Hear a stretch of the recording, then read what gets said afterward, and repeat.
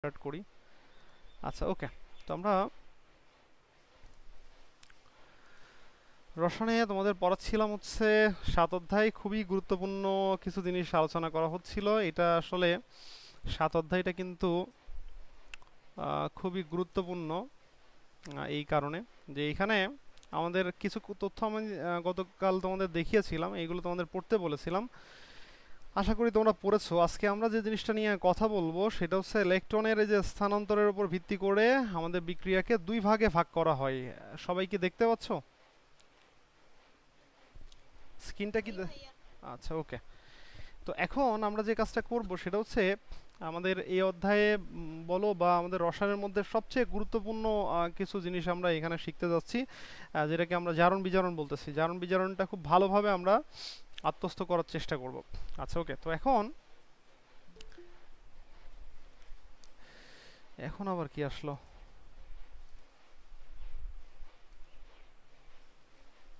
এত লেট করে জয়েন করলে হবে মেবিন?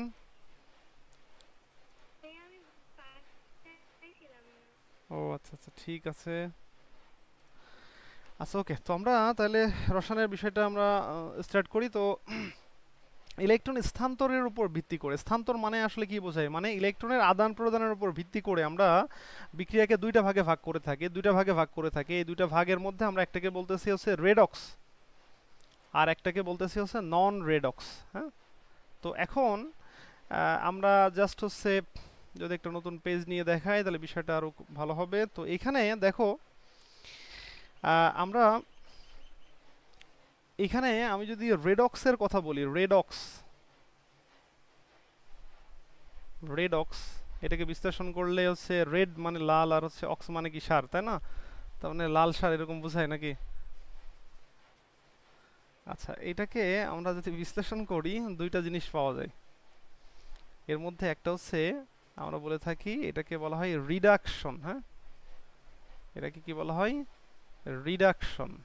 আর এটাকে বলা হয় হচ্ছে অক্সিডেশন। হ্যাঁ, অক্সিডেশন। তো তাহলে এটা রিডাকশন হইলো, এটা অক্সিডেশন হইলো। তাহলে রিডাকশন মানে হচ্ছে আমরা বুঝি হচ্ছে বিজারণ, এটাকে বলা হয় হচ্ছে বিজারণ। আর হচ্ছে এটাকে বলা হয় হচ্ছে জারণ।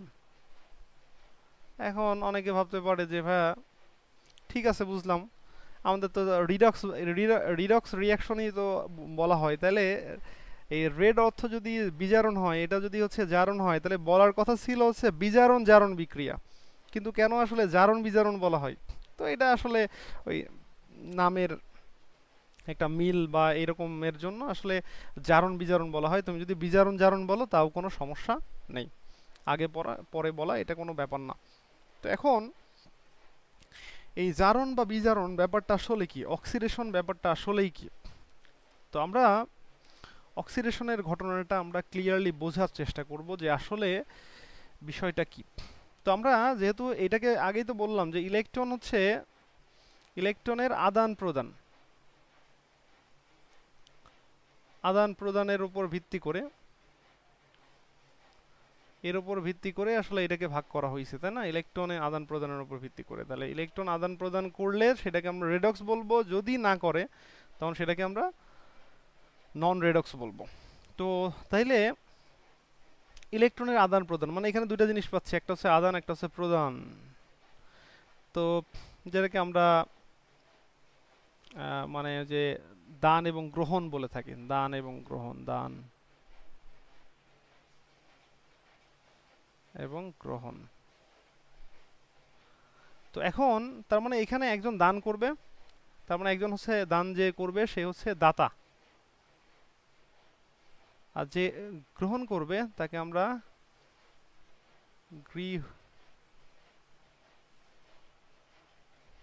গৃহীতা বা গ্রহীতা বলা হয়। তো এখন তাহলে আমরা কি বলতেছি এখানে, তাহলে কে দান করবে আর কে গ্রহণ করবে? তো এখানে আমাদের বলা হয় যে এই অক্সিডেশন, জারণ জারণ হচ্ছে আসলে কি করে, ইলেকট্রন দান করে দেয়। ইলেকট্রন দান করে হচ্ছে জারণ, জারণ বিক্রিয়া মানে জারণ যার ঘটবে সে হচ্ছে ইলেকট্রন দান দান করবে। তো এই ক্ষেত্রে আমরা একটা ফর্মুলা দিয়ে মনে রাখি, মানে সহজে মনে রাখার জন্য আমরা মনে রাখি এরকম যে এই জারণ মানে সারণ, এরকম শব্দটা মনে রাখে। জারণ মানেই হচ্ছে সারণ। ওকে, তো জারণ মানেই সারণ, এই শব্দটা আমরা মনে রাখবো। তার মানে জারণ মানেই হচ্ছে সে ছেড়ে দিবে। কি ছেড়ে দিবে? ইলেকট্রনটা ছেড়ে দিবে। ওকে, ইলেকট্রন ছেড়ে দিবে। তার মানে জারণ মানেই সারণ, মানে হচ্ছে ছেড়ে দিবে। কি ছেড়ে দিবে? ইলেকট্রন ছেড়ে দিবে। আচ্ছা, এখন তাহলে বিজারণ মানে কি? উল্টা। জারণ মানে যদি কি হয়?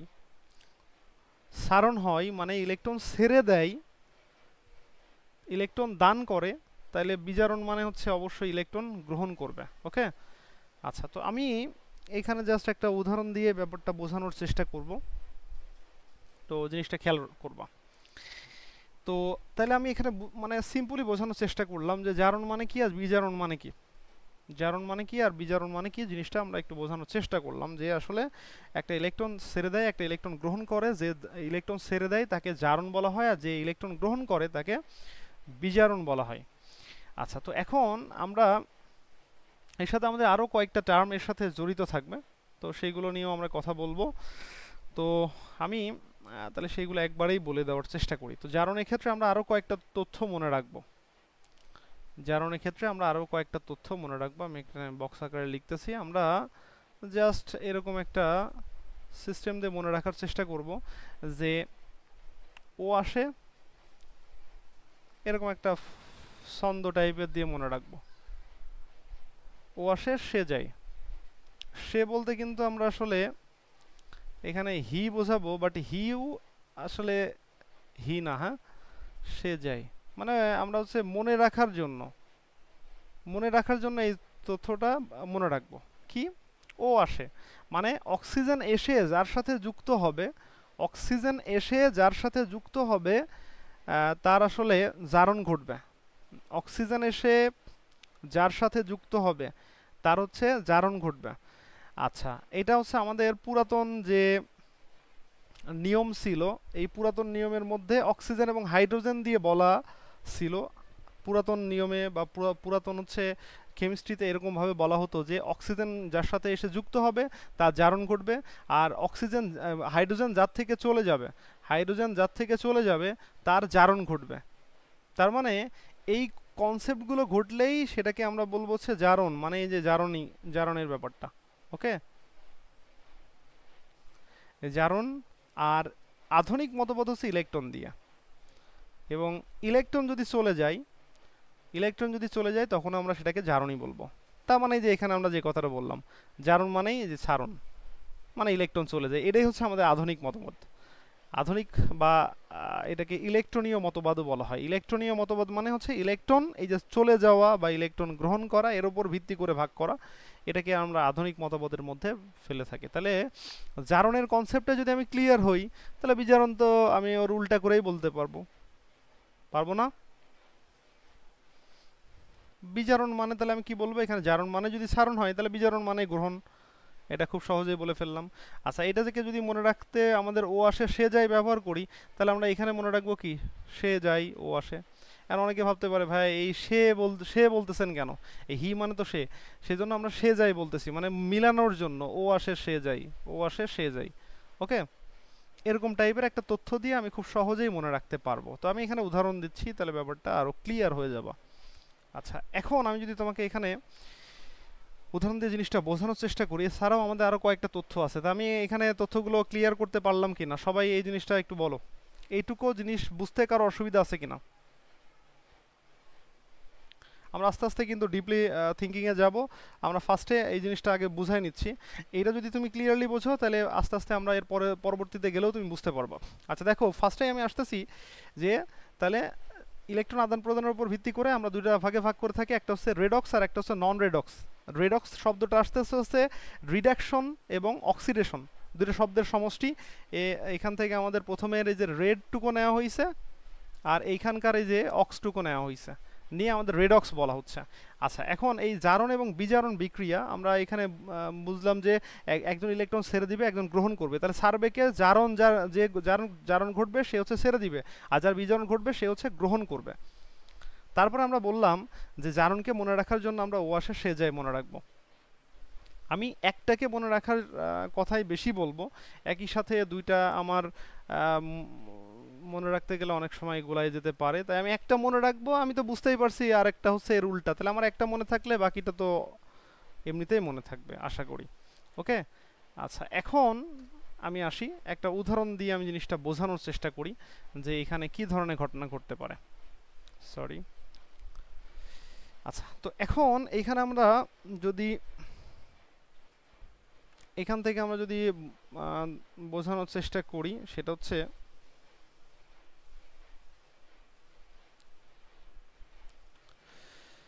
আচ্ছা ওকে, তো দেখো এইখানে আমাদের এই ব্যাপারটাকে আমি এভাবে বলতে পারি, সেটা হচ্ছে সাপোজ আমি একটা উদাহরণ দিলাম যে সালফার এর সাথে অক্সিজেন যুক্ত হলো। তো আমরা জানি সালফার আর অক্সিজেন যুক্ত হয়ে সালফার ডাইঅক্সাইড তৈরি করে, হ্যাঁ, সালফার ডাইঅক্সাইড তৈরি করে। আচ্ছা, এখন যদি তোমাকে আমি বলি এইখানে সালফার এবং অক্সিজেনের মধ্যে কার জারণ ঘটেছে, কার বিজারণ ঘটেছে, তুমি কিন্তু এটাকে আসলে চোখ বন্ধ করেই বলে দিতে পারবা। কিভাবে বলবা? তুমি বলবা যে ভাইয়া যেহেতু জারণ সমান আমরা শিখেছিলাম যে যে ও আসে, তার মানে এই অক্সিজেনটা এসে কার সাথে যুক্ত হয়েছে? সালফারের সাথে যুক্ত হয়েছে। তাহলে এই যে এখানে সালফারের সাথে যুক্ত হয়েছে, তার মানে অক্সিজেন এসে যেহেতু সালফারের সাথে যুক্ত হয়েছে, তার মানে সালফারের অবশ্যই জারণ ঘটেছে। তাহলে সালফারের জারণ ঘটেছে, এটা আমরা কোনো ডাউট ছাড়াই বলে দিতে পারবো। ওকে, এটা জারণ ঘটেছে। আর এর কি ঘটেছে? একজনের যদি জারণ ঘটে, ওইখানে অবশ্যই আরেকজনের কি করা লাগবে? এই যে তুমি দেখো না, সমাজে মনে করো একজন দান করলে গ্রহীতা তো থাকাই লাগবে। গ্রহীতা না থাকলে সে কি দান করবে? করবে না। তার মানে যেহেতু সালফারের জারণ ঘটেছে, তার মানে অবশ্যই ওইখানে গ্রহীতা আছে। তো কে গ্রহণ করেছে? এই অক্সিজেন গ্রহণ করেছে। হ্যাঁ, তো এখন এইখানে কিন্তু একে অপরের সহযোগিতাপূর্ণ সম্পর্কের মাধ্যমেই কিন্তু এই দান গ্রহণটা মনে করো যে সম্ভব হয় আর কি। একজনের দানটা পাওয়ার প্রতি আকাঙ্ক্ষা থাকে, আরেকজনের দানটা দেওয়ার প্রতি আকাঙ্ক্ষা থাকে। ওকে, মানে দুইজনেরই হচ্ছে কি থাকবে, একজন ছেড়ে দিতে চাইবে, একজন হচ্ছে গ্রহণ করতে চাইবে। এরকম আকাঙ্ক্ষা থেকেই কিন্তু আসলে এই জারণ বিজারণটা সংগঠিত হয়ে থাকে আর কি। তো আমি কি এটা বোঝাতে পারলাম কিনা? এইটা বোঝাতে পারলাম কিনা? আচ্ছা ওকে, এবার আমি আসি। দেখো এইখান থেকে আমি এই জিনিসটা একটু বোঝানোর চেষ্টা করি যে এইটা আমরা যদি ইলেকট্রনীয় মতবাদ দিয়ে দেখি, তাহলে ইলেকট্রনীয় মতবাদ দিয়ে দেখলে আমাদের আসলে কেমন ঘটবে। আচ্ছা, তো ইলেকট্রনীয় মতবাদে একটু একটা তথ্য মাথায় রাখবা, সেটা হচ্ছে যখন মনে করো একটু জাস্ট বিষয়টাকে একটু বোঝানোর চেষ্টা করি। মনে করো সাপোজ এটা সালফার। এখন সালফার যদি দুইটা ইলেকট্রন ছেড়ে দেয়, তাহলে কিন্তু সালফার কি হবে? সরি, সালফার দুটো ইলেকট্রন ছাড়বে না। সালফার যদি দুটো ইলেকট্রন গ্রহণ করে, তাহলে আসলে কি হবে? সালফার 2 ওকে। আচ্ছা, 2 তোমাদের হচ্ছে এই জিনিসটাও দেখিয়েছিলাম। আচ্ছা, কোনটা কারেক্ট বলো তো? এই যে আমি হচ্ছে 2 এবং হচ্ছে -2, এর মধ্যে কোনটা কারেক্ট?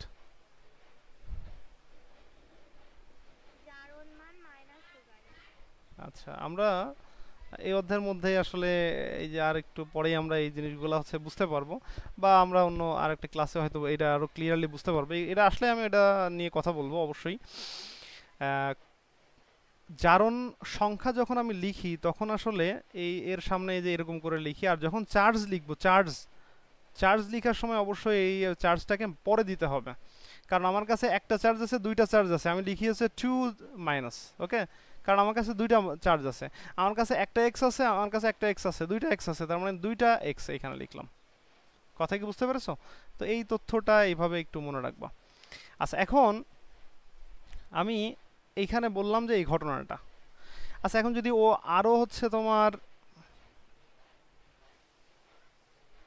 4ও হইতে পারে, আবার 6ও, আচ্ছা সরি আমি আগে লিখতেছি কেন, এরকম ঘটনা ঘটতে পারে। হ্যাঁ, সবাই কি বুঝতে পারলো ব্যাপারটা? কে বোঝো নাই এই জিনিসটা যা বোঝালাম, কে বোঝো নাই? এখানে কি ঘটনা ঘটেছে বলতো? এখানে যে ব্যাপারটা ঘটেছে সেটা হচ্ছে সালফার ছিল, সালফার, এখন সালফার মনে করো যে দুইটা চারটা, এই যে এখানে তোমরা হয়তো দেখে থাকবা সালফার, সালফারের ক্ষেত্রে আমরা এরকম বলে থাকি যে 2, 8 এবং হচ্ছে 6। তো সালফারের ক্ষেত্রে যে ব্যাপারটা ঘটে সেটা হচ্ছে সালফার কি করতে পারে, এখানে সে দুইটা গ্রহণ করে এখানে 8টা ফিল আপ করতে পারে, আবার সে কি করতে পারে, এই মনে কর যে এখানে টোটালটা ছেড়ে দিয়ে সে কিন্তু আসলে কি করতে পারে, এখানে তোমার হচ্ছে অষ্টক পূরণ করতে পারে। তো আমরা এইখানে এই যে যে ঘটনাটা আমরা দেখতেছি, এখানে অক্সিজেনের ক্ষেত্রে কি ব্যাপারটা ঘটে, অক্সিজেনের ক্ষেত্রে যেমন ঘটে, মনে করো সাপোজ অক্সিজেনের ক্ষেত্রে অক্সিজেন থাকে, অক্সিজেন, আর এইখানে হচ্ছে অক্সিজেন 2-, অক্সিজেন কি করে, অক্সিজেন লাস্ট কক্ষপথে 6টা ইলেকট্রন থাকে, তো সেই 6টা ইলেকট্রন কি করে, সেই 6টা ইলেকট্রন আর 2টা নিয়ে সে 8টা পূরণ করে। তো এখন তার মানে এই যে ঘটনাটা, অর্থাৎ কারো হচ্ছে ইলেকট্রন দানের প্রতি আকাঙ্ক্ষা থাকে, আমি একটু আগেই বললাম, কেউ দান করতে চায়, কেউ গ্রহণ করতে চায়, এরকম ধরনের ঘটনা ঘটে, এই জন্য আসলে এই জারণ বিজারণের ঘটনাটা ঘটে থাকে। আচ্ছা, এখন এখানে একটা বিষয় খেয়াল করি। তো এইখানে দেখো এই যে সালফার, এখানে তো কোনো চার্জ দেওয়া নেই, তার মানে আমরা যেহেতু চার্জ দেওয়া নেই তাই আমরা শূন্য ধরে নিলাম যে এখানে কোনো চার্জ নেই, ছিল না। কিন্তু এইখানে একটা মুক্ত মৌল আকারে আছে, তো মুক্ত মৌলের জারণ মানও কিন্তু শূন্য, কিন্তু এটা হচ্ছে যুক্ত আকারে আছে, মানে যৌগ আকারে আছে। যৌগ আকারে যদি থাকে তখন কিন্তু আমরা এই ক্ষেত্রে এর চার্জ সংখ্যা বের করি কিভাবে, একটা টেকনিক দিয়ে বের করি। টেকনিকটা হচ্ছে অক্সিজেনের জারণ মানটা আমরা জানি যে -2, এর সাথে এটা গুণ করলে আমাদের আসবে হচ্ছে +4, কি আসবে, +4। তো এইখানে আমরা একটা জিনিস মাথায় রাখবো, যদি এই যে চার্জ, এই চার্জ এর সংখ্যাগত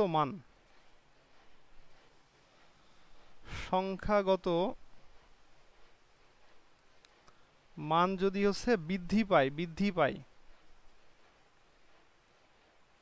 তখন আমরা এটাকে জারণ বলবো।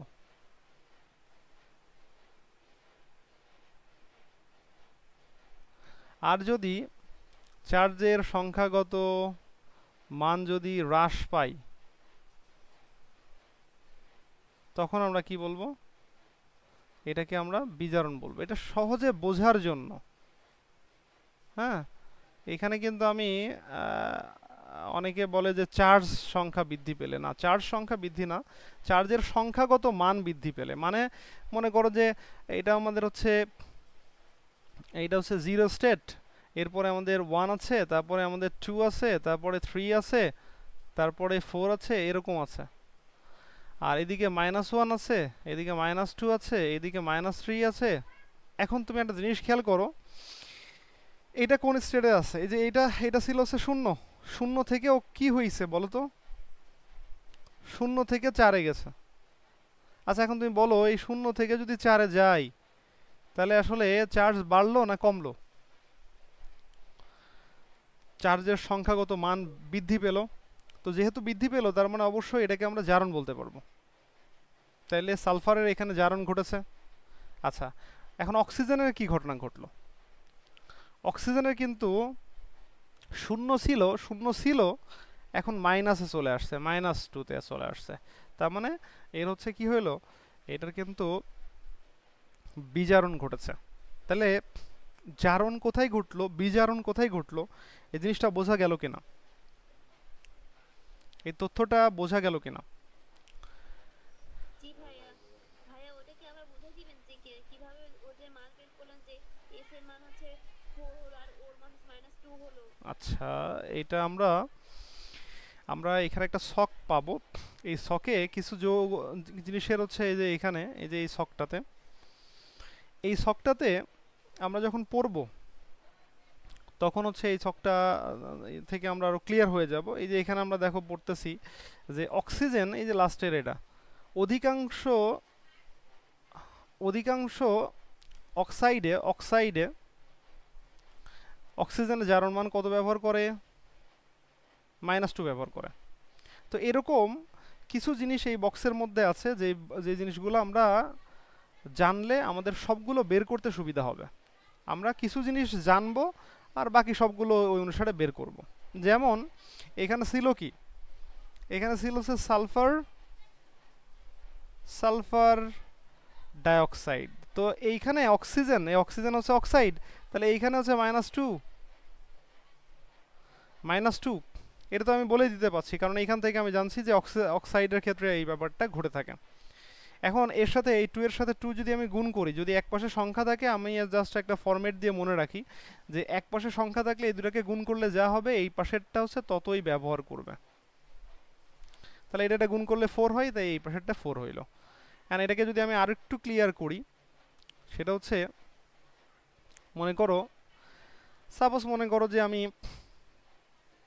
এখানে কয়েকটা তথ্য এরকম একটু দিই, যে মনে করো যে carbon dioxide, carbon monoxide, carbon dioxide, তারপরে পানি, তারপরে হচ্ছে তোমার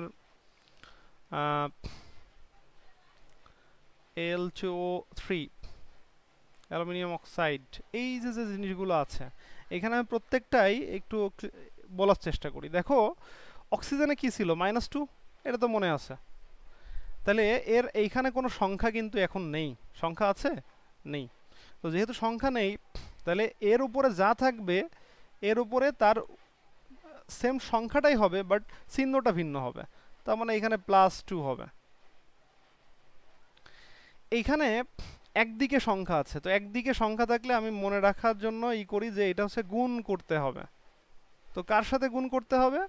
এই যে এর উপরে যে মানটা আছে, এর উপরে মানটা আছে 2, তাহলে 2টার সাথে গুণ করলে কত হবে? +4 হবে। বিষয়টা বুঝছো কিনা?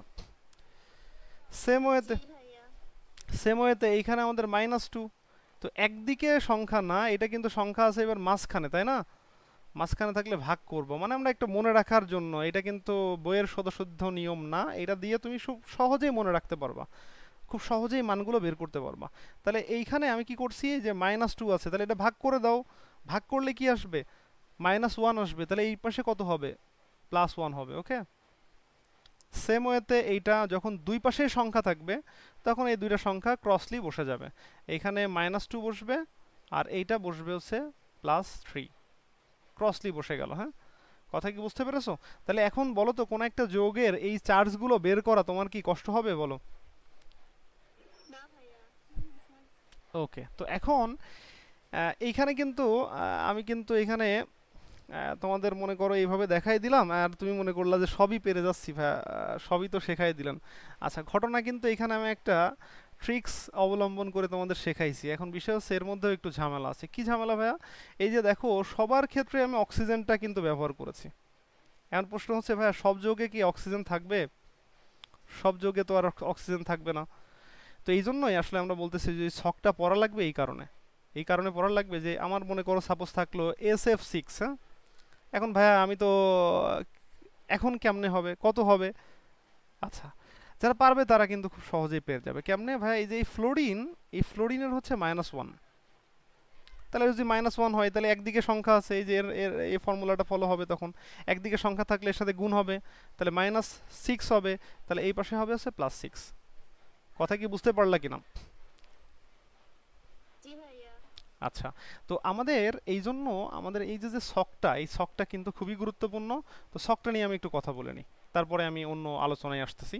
আমাদের আলোচনা আছে আরও, কিন্তু আমাদের এইখানে এই ছকটা নিয়ে একটু কথা বলে ফেলি। আচ্ছা, এখন দেখো তুমি একটা বিষয় খেয়াল করো। ছকের ক্ষেত্রে আমাদের কি বলতেছে? প্রথমে বলতেছে যে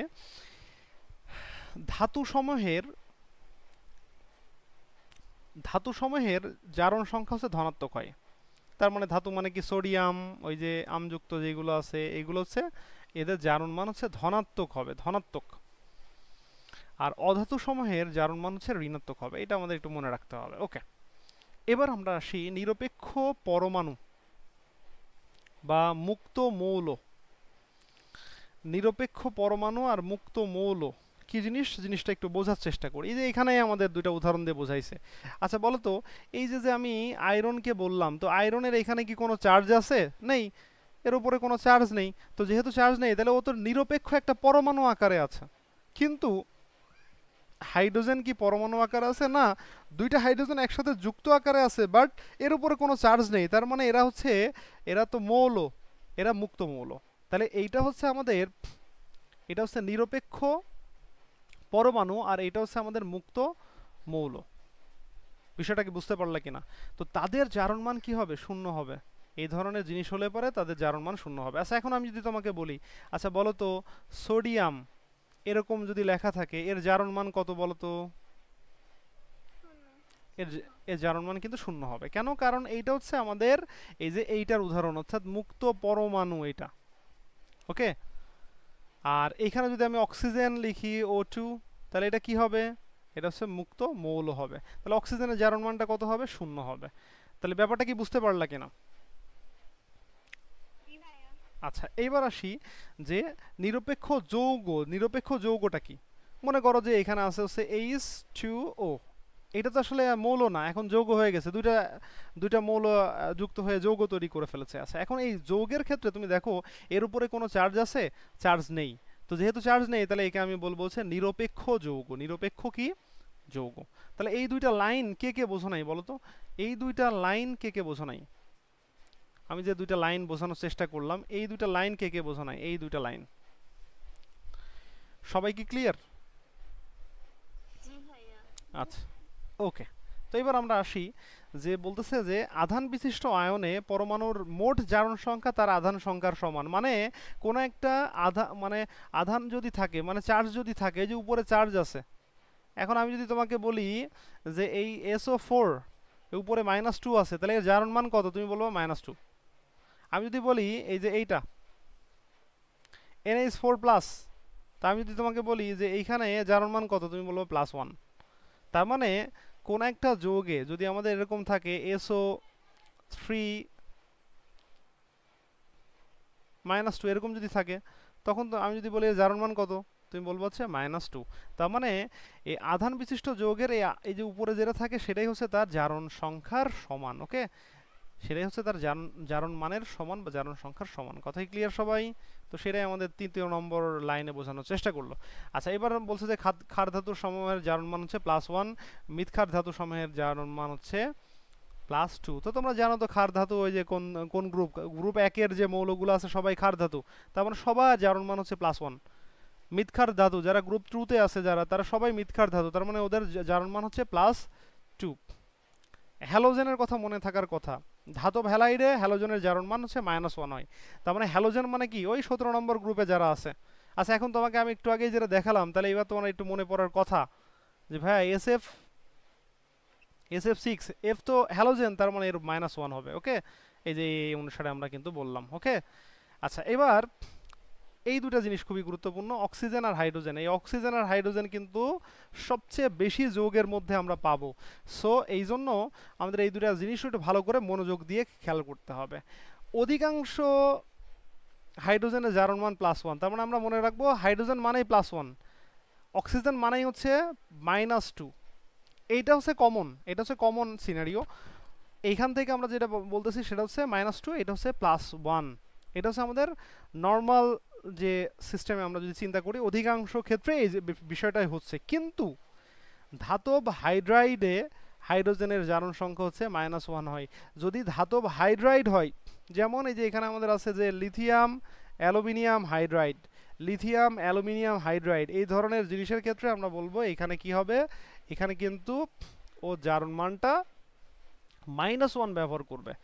নর্মালি +1, মানে অধিকাংশ ক্ষেত্রেই +1, কিন্তু আমাদের ওই যে ধাতব হাইড্রাইড যদি হয় তখন আসলে -1 হবে।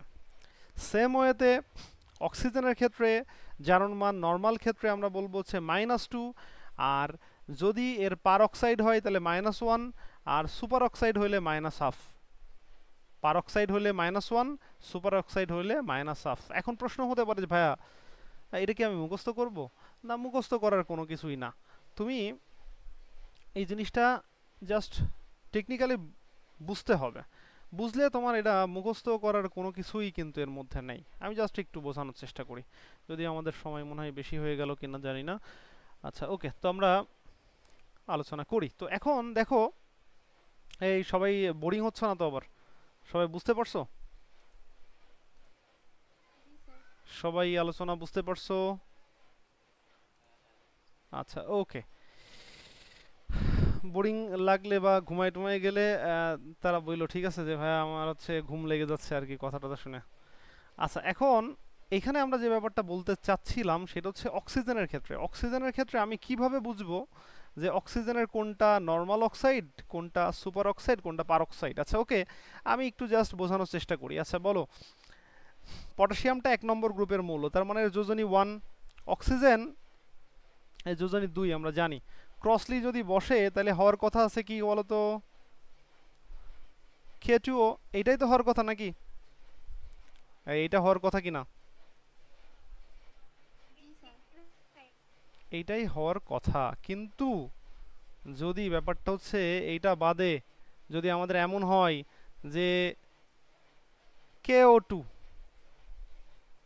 তো এইটা কি আসলে নর্মাল কন্ডিশন বলো তো? নর্মাল কন্ডিশন তো এইটা, তাহলে এইটা নর্মাল কন্ডিশন কিন্তু না। আবার এমন যদি হয় যে K2O2, এটা কিন্তু আসলে নর্মাল কন্ডিশন কিন্তু না। তাহলে এখানে মাথায় রাখবা, এটা যেহেতু আমরা এটা হচ্ছে নর্মাল বলতেছি আর এটাকে আমরা বলতেছি, ওই যে অনেক সময় দেখা যাচ্ছে যে আহ, আমরা যদি এমন ঘটনা দেখি, দেখা যাচ্ছে নর্মাল মানুষ আর হচ্ছে আমরা বললাম সুপারম্যান যে আকাশে উঠতে পারে, মনে করো যে এরকম ঘটনা, একটা নর্মাল মানুষ আর একটা হচ্ছে সুপারম্যান যে হচ্ছে আকাশে উঠতে পারে। তার মানে এইটা হচ্ছে আমাদের নর্মাল অক্সাইড আর এইটা হচ্ছে আমাদের সেই সুপারম্যানের হচ্ছে সুপার অক্সাইড। হ্যাঁ, তাহলে এইখান থেকে আমরা বলবো এই জিনিসটাকে আমরা বলবো হচ্ছে সুপার অক্সাইড। তাহলে এটা হচ্ছে সুপার অক্সাইড আর এটা হচ্ছে আমাদের নর্মাল অক্সাইড। তাহলে এটা যদি আমি বলি যে পটাশিয়াম অক্সাইড, এটাকে বলবো পটাশিয়াম সুপার অক্সাইড। আর যদি দুইটাই যে 2 2 থাকে তখন আমরা এটাকে বলবো হচ্ছে পারঅক্সাইড। তাহলে পারঅক্সাইডে জারণ মানটা হবে হচ্ছে -1, আর সুপার অক্সাইডে -1/2, আর নর্মাল অক্সাইডে -2। ওকে, এই হচ্ছে আমাদের বিষয় বলি। এখন অনেকে ভাবতে পারে যে ভাইয়া একটা আমাকে দিয়েছে, আমি মনে করেন যে আপনি শিখাইছেন এই যে এই সিস্টেমটা আমার মনে নেই, যে মনে নেই হচ্ছে যে কোনটা সুপার অক্সাইড, কোনটা পারঅক্সাইড, কোনটাতে -1, কোনটাতে -1/2, এই সব কিছুই আমি জানি না। তাহলে আমি কি করব? আচ্ছা তখন তুমি এটা বের করে নেওয়ার চেষ্টা করবা। কেমনে করবা বিষয়টা একটু দেখানোর চেষ্টা করি। মনে করো আমাদের আছে K2O, আমি তো অক্সিজেনটা জানি -2, আর যদি এখানে আমি যদি না বুঝি যে না এখানে অক্সিজেন কত ব্যবহার করেছে, আমি জানি না, অক্সিজেনেরটা জানি না, এখানে নর্মাল অক্সাইড এটা বুঝতে পারছি না আমি, তাহলে কি করব? আমি এইটাকে তখন এক্স ধরে নিব। তাহলে এটাকে এক্স যদি ধরে নিই, তাহলে এটা এক্স ধরে নিলাম। এটা কয়টা আছে? দুইটা আছে। আচ্ছা এখন আমি, ও সরি ভুল বললাম, আমি বের করতে চাচ্ছি কি অক্সিজেনেরটা, আমি অক্সিজেনের তো জানি না, তাহলে অক্সিজেনটাকে এক্স ধরলাম। আচ্ছা ওকে, এবার আমি এটাতে আসি। মনে করো যে পটাশিয়াম, এটা তো 1 নম্বর গ্রুপের মৌল, তাই না? 1 নম্বর গ্রুপের মৌল ওই যে ক্ষার ধাতু, ক্ষার ধাতুর ক্ষেত্রে সবাই হচ্ছে 1, আমরা একটু আগেই বললাম, কিন্তু এটা কিন্তু ভুলে গেলে হবে না। এই যে এইখানে এই যে ক্ষার ধাতু সমূহের জারণ মান আমরা কত বললাম? +1 বললাম। হ্যাঁ, সেই কন্ডিশনকে মেনটেন করে আমরা করতেছি। তাহলে এটা হচ্ছে আমাদের 1 হইলো, আর এখানে দুইটা আছে তাহলে 2। ওকে, আচ্ছা এখন তুমি বলো তো, এখানে সমান সমান দিলাম, এর উপরে কোনো চার্জ আছে? এর উপরে কোনো চার্জ তো প্লাস মাইনাস কোনো চার্জ নেই, তো যেহেতু চার্জ নেই তাহলে এটা শূন্য। তাহলে এখানে কি ঘটনা ঘটলো? এখানে 2 আসলো প্লাস এক্স আসলো সমান সমান 0। তাহলে এক্স ইজিক্যাল টু কি আসলো বলো? -2 চলে আসলো। তো আমি জানি না এটা অক্সিজেন কত ব্যবহার করেছে, আমি যদি কনফিউজ হয়ে যাই তাহলে আমি এই প্রসেসে বের করে নিলাম। ওকে, আচ্ছা এখন তুমি মনে করো সাপোজ এটা যদি এমন না হয়, এমন না হয়ে যদি এমন ঘটনা ঘটে, কি সেটা হচ্ছে মনে করো আমাদের হইল হচ্ছে KO2, এখন মনে করো যে তোমার এটা বের করতে বলতেছে, তখন তুমি কি করবা? এক্স গুণ 2 প্লাস, সরি হ্যাঁ ঠিক আছে, এই যে এটার মান হচ্ছে 1, তো 1 একটাই আছে, তো আমরা এখানে শূন্য দিয়ে দিলাম।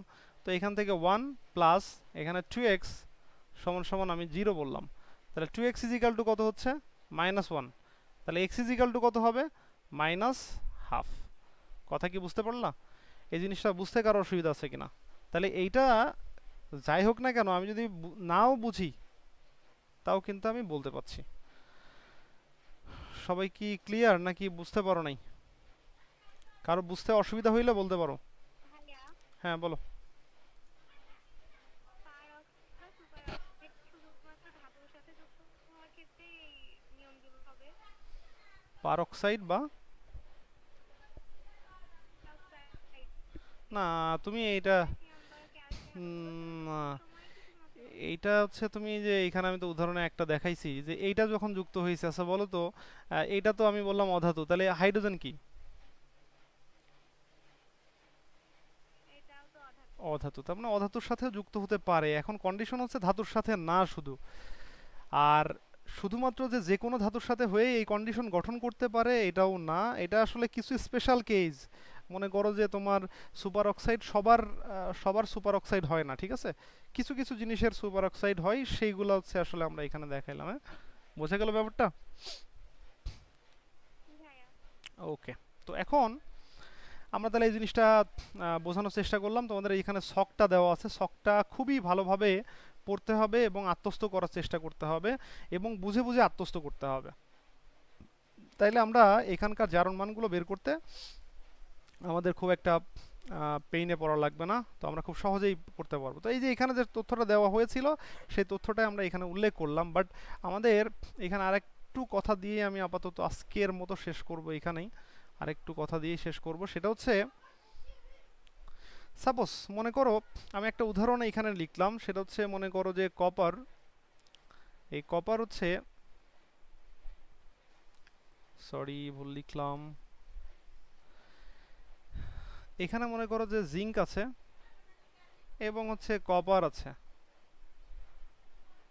এই দুইটা মিলে আসলে আমাদের এখানে কি হয়েছে, এখানে আসলে তৈরি করেছে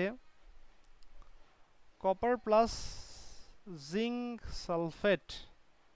ওকে, এখন তুমি একটা জিনিস খেয়াল করো, এখানে যে ব্যাপারটা ঘটতেছে সেটা হচ্ছে, এখন ওই যে যে ফর্মুলাটা আমরা বলছিলাম ওই ফর্মুলাটা এখানে অ্যাপ্লাই করতে হবে। সেই ফর্মুলাটা কি ভাই? এখানে আসলে আমাদের হচ্ছে কোনো কিছু নেই মানে শূন্য। আচ্ছা ভাইয়া এইখানে আমি বুঝবো কিভাবে? আচ্ছা এখানে কিন্তু একটা বিষয় মাথায় রাখতে হবে, তোমাকে কিন্তু বুঝে নিতে হবে যে SO4 এই টোটালটাই কিন্তু একটা যৌগমূলক। এটা কিন্তু একটা একটা জিনিস যৌগমূলক। এই যৌগমূলকের কিন্তু যোজনী হচ্ছে এই যে মানে চার্জ হচ্ছে মাইনাস 2 বলতে পারো। হ্যাঁ, এটা কি কি বলতে পারো? -2। তাহলে আমি এখানে এটাকে -2 বলতে পারবো। তাহলে এটা যদি -2 হয়, এই যে এই টোটালটাই কিন্তু -2, একটু ভালো করে মনোযোগ দিবা কিন্তু, এই টোটালটাই হচ্ছে -2। তাহলে এর সামনে কত আসবে? এটা হচ্ছে +2। কেন কেন এরকম হইলো কে বলতে পারবা? এমন হইলো কেন কে বলতে পারবা? এই যৌগটার দ্রব্যমান 0 আচ্ছা এই এই হ্যাঁ, এই কারণে টোটালটা দেখো, এই টোটালটার -2 ছিল। আর এইখানে কিন্তু আমরা বলছিলাম এর এর এর নিচের দিকে কিন্তু কোনো সংখ্যা নেই। কেন সংখ্যা নেই? আমি যদি বলি যে কপার এটা একটা জিনিস আর সালফেট এরকম একটা জিনিস, এটা টোটালটা একটা, তাহলে বলো তো এর নিচে কি কোনো সংখ্যা আছে? এর নিচে কোনো সংখ্যা আছে? নেই। ফলে এইখানে -2 যদি হয় তাহলে এই পাশেরটা +2 হবে, এটাই তো স্বাভাবিক। কথা কি বুঝতে পারলা কিনা? আচ্ছা এখন এইখানেও আমি সেম ভাবে এই জিনিসটা লিখে ফেলতে পারবো। দেখো এটা কত? এটা 0। এখানে কেমনে লিখবো? এটা হচ্ছে -2 আর এটা কি হবে? +2। আচ্ছা এখন তোমাকে এখান থেকে যে কাজটা করতে হবে সেটা হচ্ছে, এখান থেকে তোমাকে বলতে হবে যে কি কি আছে। তাহলে এই যে যে এইটা থেকে দেখো, আমি যদি এইখানে যাই জিঙ্কের কন্ডিশনটা আসলে কি হয়েছে বলো তো? জিঙ্ক কি হয়েছে? জিঙ্কের আহ, সংখ্যাগত মান বৃদ্ধি পাইছে না কমছে? বৃদ্ধি পেয়েছে। আচ্ছা বৃদ্ধি পাইলে এখানে জারণ হবে, তাহলে এখানে জারণ হইল। আর এইটা হচ্ছে কি হয়েছে বলো তো? কমে গেছে। তাহলে হ্রাস হয়েছে। হ্যাঁ, তাহলে এটা হচ্ছে আমাদের বিজারণ ঘটলো। এই কথা কি বুঝতে পেরেছো? আচ্ছা এখন প্রশ্ন হচ্ছে ভাই, একজন হচ্ছে একজন দেখো হচ্ছে আছে কি কোনো কিছুতেই অংশগ্রহণ করলো না, তার মানে মনে করো যে এখানে আসলে বিক্রিয়া হইলো, মানে হচ্ছে মনে করো একটা মারামারি হইলো আর কি, হ্যাঁ। এখন এটা হচ্ছে মারামারিটা আসলে দেখলো, তাহলে যে যে আসলে মারামারিটা দেখবে তাকে কি বলা হবে? দর্শক বলা হবে। তার মানে এই যে যে আমাদের এই জিনিসটাকে বলা হবে হচ্ছে দর্শক আয়ন, হ্যাঁ। কি বলা হবে? দর্শক আয়ন। ঠিক আছে, এটাকে কিন্তু আমরা বলবো হচ্ছে কি দর্শক আয়ন। দর্শক আয়ন। এখানে কিন্তু অনেকের মধ্যে ভ্রান্ত ধারণা থাকে, এই ধারণাগুলো ক্লিয়ার করে দেওয়ার চেষ্টা করে দিব। এইখানে আমি যদি তোমাকে বলি যে জারণ কার ঘটেছে, এটা নিয়ে অনেকেই কনফিউজ থাকে যে ভাইয়া জারণ আবার কার ঘটলো, আপনি তো এখানে যে আছে তারই ঘটছে। আমি এখন যদি বলি যে এই জিঙ্কের ঘটেছে নাকি জিঙ্ক 2+ ঘটেছে, তো এখানে সবসময় মাথায় রাখবা জারণ বিজারণের ঘটনাগুলো এই যে বিক্রিয়কের ক্ষেত্রে, বিক্রিয়কে যারা আছে তাদের তাদের ঘটবে, তাহলে এখানে আসলে জিঙ্কের ঘটবে, শুধু জিঙ্কের। আচ্ছা আমি যদি বলি বিজারণ কার ঘটেছে, এই বিজারণ নিয়ে আরও একটু কনফিউজ অনেকে থাকে। বিজারণ আসলে এখানে আমি যদি বলি কপার সালফেটের ঘটেছে, হ্যাঁ হবে। আবার কেউ যদি বলে ভাইয়া না কপার 2+ ঘটেছে বিজারণ, হ্যাঁ তাও হবে। এখন প্রশ্ন হচ্ছে ভাইয়া এইটাও হইলো ওইটাও হইলো, দুইটাই হইলো কেন? কারণ হচ্ছে আমি এক এক জায়গায় দর্শকায়ন যুক্ত করে লিখেছি, আর এক জায়গায় হচ্ছে দর্শকায়ন ছাড়া লিখেছি, তো দুটাই কারেক্ট। আর যদি আমি দর্শক আয়ন বলি তাহলে এই ক্ষেত্রে আমাদের সালফেট 2- হবে। ওকে, তো এই হচ্ছে আমাদের এইখানকার যে জারণ বিজারণের যে কনসেপ্টটা আমরা সেটা দেখলাম, হ্যাঁ, দেখার চেষ্টা করলাম। আচ্ছা এখন এই যে যে আমাদের জারণ বিজারণে দেখো আমি যদি এমন করে লিখি, আমি বললাম যে জিঙ্ক কি ঘটেছে, জিঙ্কের কি ঘটেছে, জিঙ্ক হচ্ছে প্রথমে শূন্য ছিল, আর এখানে কি হয়েছে, জিঙ্ক হচ্ছে কি হয়ে গেছে বলো, জিঙ্ক হচ্ছে 2+ হয়ে গেছে। আচ্ছা এখন বলো তো দুই দিকে চার্জের সমান করতে হলে কি করতে হবে? আমরা অবশ্যই কিন্তু চার্জ সমান করি, সবসময় ইলেকট্রন দিয়ে দিয়ে চার্জ সমান করি। আচ্ছা এখন মনে করো এদিকে কোনো চার্জই নেই আর এদিকে দুইটা প্লাস আছে, এখন বলো তো আমরা কি করব? দুই দিকে সমান করতে হলে কি করতে হবে? এই প্লাসকে ভ্যানিশ করতে হবে। তো প্লাসকে ভ্যানিশ করতে দুইটা আমাদের কি করতে হবে? দুইটা ইলেকট্রন যুক্ত করে দিতে হবে এর সাথে। দুইটা ইলেকট্রন যুক্ত করে দিলাম কেন? এই যে দুইটা ইলেকট্রন যদি যুক্ত হয় তাহলে এরা কাটাকাটি হয়ে ভ্যানিশ হয়ে গেল। এরা কাটাকাটি হয়ে যদি এরা ভ্যানিশ হয়ে যায় তাহলে এইখানেও আর কিছুই থাকলো না, তার মানে এখানেও চার্জ টোটালটা কি হয়ে গেল? শূন্য হয়ে গেল। এই পাশেও শূন্য চার্জ, এই পাশেও শূন্য চার্জ। তখন আমাদের এটা কিন্তু এরকম একটা অ্যারো দিয়ে লিখলে পারে আমাদের হয়ে গেল আসলে ঘটনা। তার মানে এই ঘটনাটা আমাদের পুরা বিক্রিয়ার কি বলতো, পুরা বিক্রিয়ার অর্ধেক অংশ না, পুরা বিক্রিয়ার অর্ধেক অংশ। আর এটা যেহেতু জারণ ঘটছিল তাই এই এই অংশটুকুকে বলা হয় জারণ অর্ধ বিক্রিয়া। কি বলা হয়? জারণ অর্ধ বিক্রিয়া। কথা কি বুঝতে পেরেছো? এটাকে কি বলা হবে? জারণ অর্ধ বিক্রিয়া। বিষয়টা বুঝছো কিনা? সেম ওয়েতে যদি আমি হ্যাঁ কপারেটটা একবার বুঝে কপারেটটা দিয়ে বুঝাই তাহলে আরো ক্লিয়ার হয়ে যাবে। কপার কি ছিল? 2+, আর এইখানে কপারটা কি আছে? শূন্য। আচ্ছা এখন তুমি বলো এখানে দুইটা চার্জ আছে আর এইদিকে কি আছে? কোনো চার্জ নেই। এখন আমি কি করব বলো? দুইটাকে সমান করতে হবে, তাহলে কি করা লাগবে বলো? এখানে দুইটা ইলেকট্রন যুক্ত করে দিলেই এটা ভ্যানিশ হয়ে যাবে, ভ্যানিশ মানে শূন্য, তার মানে এখানে আমাদের দুইটা ইলেকট্রন যুক্ত করে দাও। ওকে, কথা কি বুঝতে পারছো কিনা? তাহলে এই দুটো ভ্যানিশ হয়ে আমাদের বাদ হয়ে গেল, তো বাদ যদি হয়ে যায় তখন হয়ে গেল এদিকে শূন্য, তার মানে দুই দিকেই শূন্য হয়ে গেল, তার মানে আমাদের সমতা হয়ে গেছে। কথা কি বুঝছো কিনা? তাহলে এই কপারের কি ঘটেছিল? কপারের ঘটেছিল বিজারণ। যেহেতু বিজারণ ঘটেছিল তার মানে এটাকে আমরা বলবো বিজারণ অর্ধ বিক্রিয়া। মানে আমাদের এইটা হচ্ছে ছিল টোটাল বিক্রিয়া, আর এর মধ্যে এটা হচ্ছে জারণ অর্ধ বিক্রিয়া, আর এটা হচ্ছে আমাদের বিজারণ অর্ধ বিক্রিয়া। কথা কি বুঝতে কারো অসুবিধা আছে কিনা? এই জিনিসটা বুঝতে অসুবিধা আছে কিনা বলো তো? জি না স্যার। তো এইভাবে করে। হুম, আচ্ছা ওকে, তো আমি আশা করতেছি তোমরা এই অংশটুকু বুঝতে পেরেছো। যদিও আমি হচ্ছে একবারে লাস্ট ফিনিশিংটা আজকে টানতে পারলাম না, তো আজকে আমি ফিনিশিংটা দিচ্ছিও না। তোমাদের যে কাজটা হবে ইলেকট্রনের স্থানান্তর থেকে শুরু করে প্রত্যেকটা লাইন বাই লাইন পড়ার চেষ্টা করবা আর বোঝার চেষ্টা করবা যে ভাইয়া যা বলছিল এর সাথে মিলে কিনা, এর সাথে মিলে কিনা, হ্যাঁ। ওকে, নাকি ভাইয়া আমাদের ভুলভাল শেখায় দিচ্ছে, এটা বইয়ের সাথে একটু মিলাই নিবা, হ্যাঁ। আচ্ছা, তো এখন এইখানেও আমি যে জারণ অর্ধ বিক্রিয়া কোনটা, বিজারণ অর্ধ বিক্রিয়া কোনটা কি, সবই এখানে আমি বলে দেওয়ার চেষ্টা করেছি। তো তোমরা ওর সাথে একটু জাস্ট মিলাই নেওয়ার চেষ্টা করবা। আর জারণ সংখ্যা বের করার যে ফর্মুলাটা আমি জাস্ট একটু তোমাদের ধারণা দিয়েছি, জারণ সংখ্যা কেমনে বের করতে হয় আজকে সেই ধারণাটা দিয়েছি। তোমরা আগে ছকটা পড়বা, আমরা কালকে ফুললি আসলে এটা মনে করো যে বোঝানোর চেষ্টা করব। তো তোমরা জাস্ট হচ্ছে ছকটা পড়ে ফেলবা, আমরা নেক্সট দিন হচ্ছে জারণ সংখ্যার এই বিষয়গুলো বের করে ফেলবো। তো তোমাদের কাজ হচ্ছে ওই ছকটা তো পড়বাই, এই পর্যন্ত একটু জাস্ট রিডিং করে ফেলবা। এই জারণ বিজারণ একই সাথে সংগঠিত হয় এর আগ পর্যন্ত, জারণ বিজারণ যুগপৎ সংগঠিত হয় একই সাথে সংগঠিত হয় এর আগ পর্যন্ত তোমরা একটু সুন্দর করে পড়ে ফেলবো। ওকে, কারো কোনো প্রশ্ন থাকলে বলতে পারো, না হলে আমি এখানে শেষ করব। কারো বুঝতে অসুবিধা হচ্ছে, আমি যেভাবে পড়াচ্ছি পড়ানো বুঝতে অসুবিধা হলে আমাকে বলবা।